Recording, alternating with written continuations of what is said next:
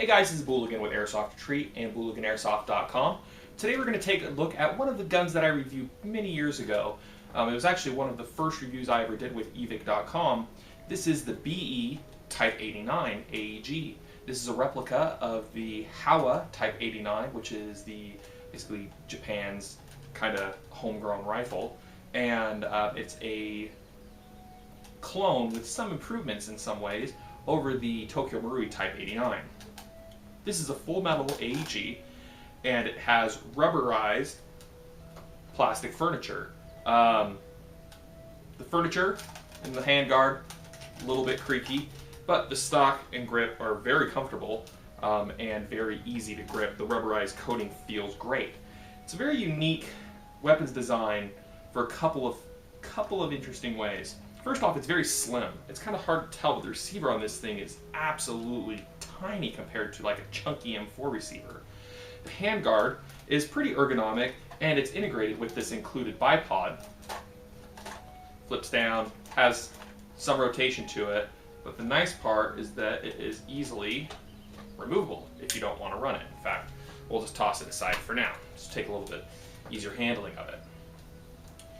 The gun is a full-size rifle, has a 433 millimeter inner barrel, but its overall size isn't too bad. It's about the same size as a SOCOM 16, M14 type rifle.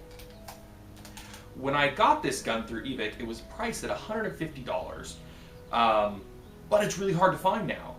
BE doesn't make them anymore, so this review is, frankly, a little bit pointless if you're trying to find one of these to buy, but I like putting information out there, and this is actually one of my favorite guns. I really like this thing, and I can't believe I haven't done a video on it sooner. One of the most interesting features of this is actually inside the gearbox. It uses what's called a version 8 gearbox that's pretty similar to a version 2 in its overall design, except for it has one unique feature, which is a mechanical 3-shot burst system.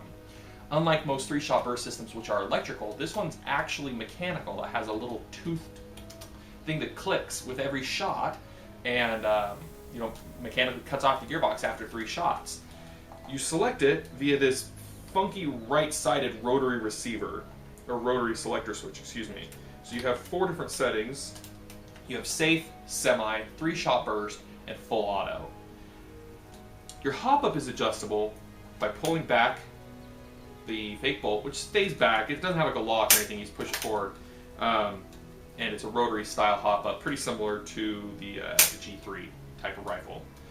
With a gun like this, you would think the battery would be in the stock. You would be wrong. The battery is in handguard, and it uses an 8.4 volt stick type battery, and that is probably the biggest shortfall of this entire gun.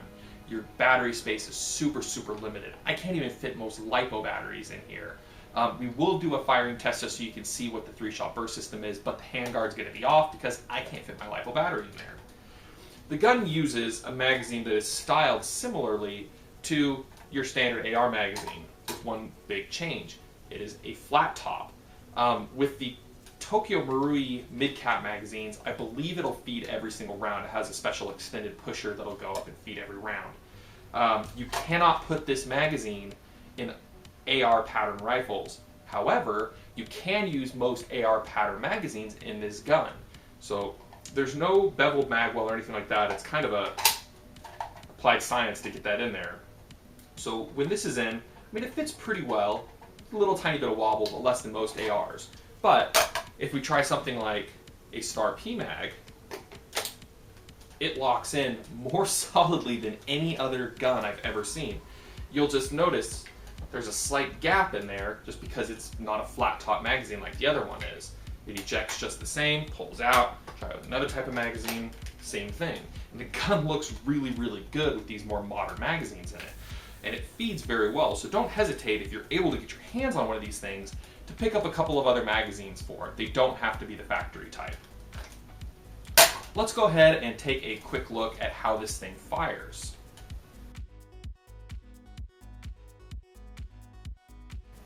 Alright, I've taken the left-sided handguard off, and we have a Tenergy 11.1 volt, 1000 milliamp hour, 20C medium output LiPo battery. Like I said, it seems like it'll fit, it's just a little bit too fat and you can't get the handguard closed. The selector switch has 4 settings: safe, As you can see, mechanically locks out the trigger. Next setting is full auto. You have the 3-shot burst mode. As you can see, fires 3 shots every time. If you stop it halfway, it resets. So every time you pull the trigger, you'll get 3 full shots. And the last setting is semi-auto mode. It's interesting. I mean, there's no selector on the left side, but they do make aftermarket ones that you can install. As you can see, it has indicator on the left side of the gun that shows, you know, which selection you're in. So it's not too bad. You know, you can see what mode you're in on the left side. And there, like I said, there are companies that make an aftermarket switch for the left side, so you can make it ambidextrous. Other than that, your controls are pretty basic. You have an M4 style magazine release, and that's pretty much it. It's all the controls you really need on this thing. Let's go ahead and get it put back together, and let's go over my final thoughts.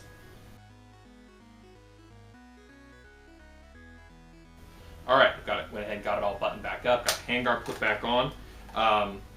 Let's go over my final thoughts with this thing. Stuff that I like. I like the iron sights. It's a great picture. It's got one funky little feature though. The rear is adjustable for windage and elevation. The front is adjustable for elevation. And if you adjust the rear sight for elevation too high, the aperture kind of snaps back in and resets.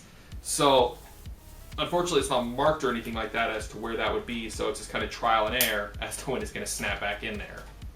I like the full metal construction. It's pretty sturdy, a little bit of creak in the handguard.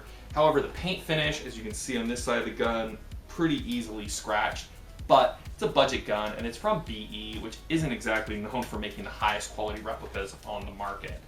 I like that it's a slim, compact design. It feels good. It points really well. The length of pull is not bad at all. It's a little bit on the short side, closer to like an AK side or a length of pull, which I like. I like being up on my gun like that. And it looks cool. It's different than most other gun on the field. You know, most people haven't even heard of this thing, let alone seen one on the field. The cons, I've had an issue where the trigger system has gotten a little clunky on me sometimes.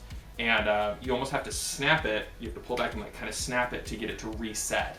That is something that could potentially take you out in a game. It's a big problem, and I still have never been able to work out a real solution for it, aside from just sourcing out a Tokyo Marui trigger unit and swapping it in if you can find one.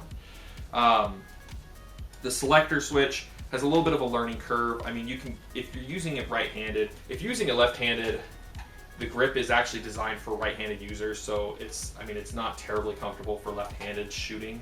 But if you're using it right-handed, you can bring your thumb around and select most of them, but it's not going to be, you know, a quick snap and shoot like most other guns these days.